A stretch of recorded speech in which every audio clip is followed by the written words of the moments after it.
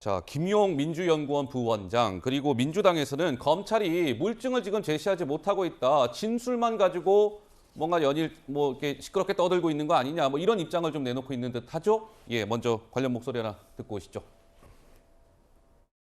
검찰에서는 어떤 증거로 돈을 받았다고 말씀하시는 건가요? 그 증거는 얘기하지 않고 그냥 질문하다가 중간에 그냥 그런 사실이 있는지 물어보고. 유동규 씨 증언 말고 뭐 증거 같은 걸 혹시 검찰이 제시한 게 있나요? 그러니까 뭐 그런 건 없습니다. 메모라든지. 계속 질문만 하고 있으니까요. 중요한 건 그걸 뒷받침할 만한 물적 증거가 있냐 없냐 아니겠습니까? 돈이 어디서 나와서 어떻게 흘러갔는지 그게 구체적이고 명확한 증거가 있어야죠.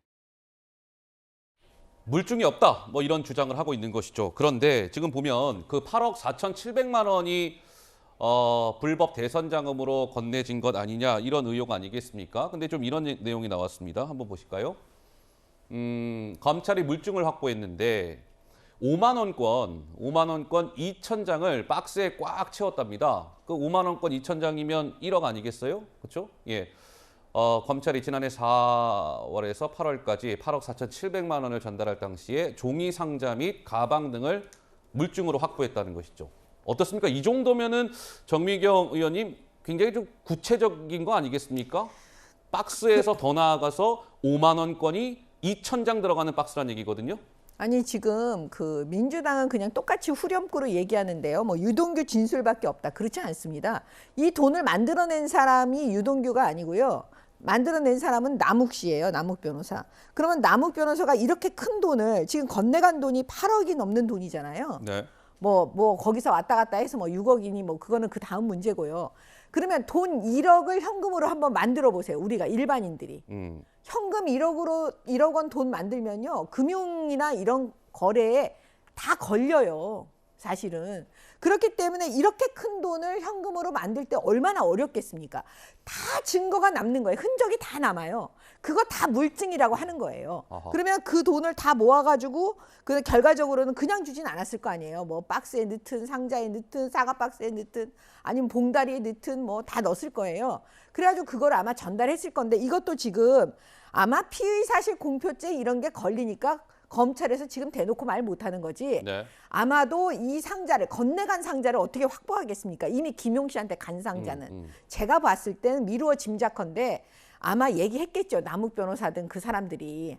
그때 당시에 요 상자 요런 걸로 준비해서 우리가 담아서 냈습니다. 아마 그거를 언론은 저렇게 보도하고 있는 것 같아요. 실제 건네진 네. 그 종이 상자가 아니고. 예. 그래서 일각에선 진짜 그런 얘기 하는 거예요. 아니 돈을 받은 사람이 돈만 받고 가방이나 이런 거를 다시 돌려주는 경우가 어디 있겠느냐. 이런 좀 반론을 제기하던데 우리 이제 정미경 전 의원께서는 그게 실제 그 박스가 아닐 것이다.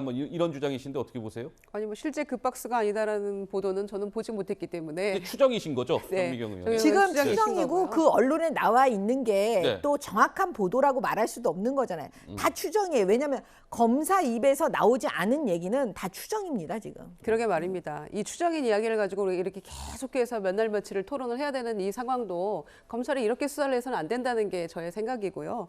그리고 그 보도된 거를 보면은 마치 그 돈들을 담아가지고 갔던 그 가방과 상자가 확보된 것처럼 다 이렇게 얘기가 되고 있어요. 그렇기 때문에 국민들이 보시기에 아니 그 가방과 상자가 있단 말이야? 아직 가지고 있었다는 얘기야? 이렇게 충분히 그 의심할 정도의 얘기들이 진행이 되고 있어서 황당하다는 이야기죠. 그래서 검찰이 계속해서 이제 어디까지 또 흘러나올지 모르겠어요. 나중에 남욱 변호사 또 나오고 나면은 유동규, 남욱이 두 사람이 어떤 얘기를 계속해서 할지 모르겠습니다만은 양쪽이 이쪽에서는 계속해서 증거라고 흘리고 있고 이쪽에서는 전혀 사실 자체가 그 명백히 다르기 때문에 난 얘기 못한다라고 강대강 대치 국면 아닙니까? 네. 그래서 검찰에서 제대로 하려면 뭔가 꼼짝달싹 못 살 증거를 하나라도 제시를 하든지 정 의원님 아까 재판 그렇게 하는 거 아니다 하셨는데 검찰에서 이제 검찰 발로 나온 여러 가지 증거들이 있는데 그중에 하나라도 제시를 하면 알겠습니다. 조금 국민들이 납득하시지 않겠습니까? 자, 더불어민주당의 이재명 대표 요즘 굉장히 마음이 무겁지 않을까요? 근데 오늘 이재명 대표가 보수의 심장으로 일컬어지는 대구를 방문했습니다. 여기서 이런 얘기했습니다. 들어보시죠. 위기 극복에 우리 국가 역량을 모을 때입니다. 정쟁에 빠져서 정치 보복, 야당 탄압에 국가 역량을 소모할 게 아니고 초당적 정치로 국가적 위기를 넘어가겠다는 결단이 필요합니다. 대통령이 직접 대화에 나설 것을 거듭 다시 한번 촉구드립니다. 네, 이재명 대표 정치 보복, 야당 탄압을 이야기했습니다. 대통령이 직접 대화에 나설 것을 거듭 다시 한번 촉구드린다. 만나자, 뭐 이런 얘기 아니겠습니까? 우리 김유정 의원은 어떻게 보세요? 지금 이재명 대표의 얘기는 한결같아요. 정치 보복이다, 야당 탄압이다. 이런 건데 김유정 의원께서도 이 주장에 동의하십니까? 정치 보복, 야당 탄압? 지금 하고 있는 이 검찰의 모습이 일정 부분 이렇게 생각하게 만들죠. 네. 왜냐하면 시정연설 전날 두 번째 압수수색이 있지 않았습니까? 그 민주연구원에 대한 당사에 있기 때문에 결국에는 야당 당사에 대한 압수수색과 저는 같다고 생각을 하는데 그 안에 3번 그 회의에 참석하고 3시간 정도 머물렀던 그 시간 동안에 김용 부원장에 관련된 어떤 서류도 없다는 거는 명백히 알고 온 거 아닙니까, 검찰에서도. 네. 그런데 굳이 대통령 시정연설 전날에 두 번째 시도를 했고 그리고 발견한 게 당직자 명단 들어있는 파일 포함해서 뭐 파일 몇 개라는 거 아닙니까? 그러니까 이거는 지금의 윤석열 대통령 이 윤석열 정권의 어떤 무능함 네. 그리고 어떻게 해도 안 올라가는 지지율을 만회하기 위한 이 무능의 프레임을 부패 프레임으로 네. 민주당을 향해서 민주당이 이런 집단이다라고 보여주기 위한 어떤 정치적 시도로밖에 저는 보이지 않는 거죠. 그 부원장 그 민주연구원에 가서 파일 몇 개 얻은 걸로 무슨 큰 실익이 있다고 그렇게 무리한 시도를 합니까? 우리가 다 내주겠다고 하지 않았습니까? 네. 그런데도 그렇게 하는 모습이랄지 형평성과 공정성 차원에서 의문이 제기된다. 윤석열 정권 관련된 김건희 여사 포함해서는 어떤 시도도 하고 있지 않잖아요. 대장동 관련해서 곽상도 의원 포함해서 50억 클럽에 대해서는 수사가 우리무중 아닙니까? 그러니까 예. 이런 전반적인 거를 다 보더라도 이거는 너무 과도하다. 민주당에 대해서만. 이렇게 저희는 판단할 수밖에 없죠. 정미경 전 의원 생각은 당연히 다르시겠죠? 민주당은 이제 더 이상 예. 김건희 여사 탓하면 안 돼요. 일단 이재명 대표를 대표로 뽑은 그 분들이 다 책임을 져야 돼요. 왜냐하면 지금 이재명 대표 수사 리스크, 사법 리스크에 대해서 누차 많은 분들이 경고를 했습니다. 이거는 국민의힘만 경고를 한 게 아니에요. 여기 방송에 나오신 분, 그 중도에 계신 분, 이런 분들도 다 얘기했어요. 이재명 대표 앞으로 어떻게 할 거냐. 그런데 민주당이 그 이재명 방탄하기 위해서 결국 그 수많은 그 장애물들을 다 뛰어넘으면서 대표로 만드신 분들이라니까요. 그래놓고 이제 와갖고 수사하니까 무슨 정치보복 야당 탄압한다고 그게 말이 되겠습니까? 네. 원래부터 지금 방탄하기 위해서 한 거면 이것도 다 그냥 받아들이세요. 저는 그렇게 받아들여라. 봐요. 알겠습니다. 그다음에 오죽하면 정의당 예. 대표가 얘기했잖아요.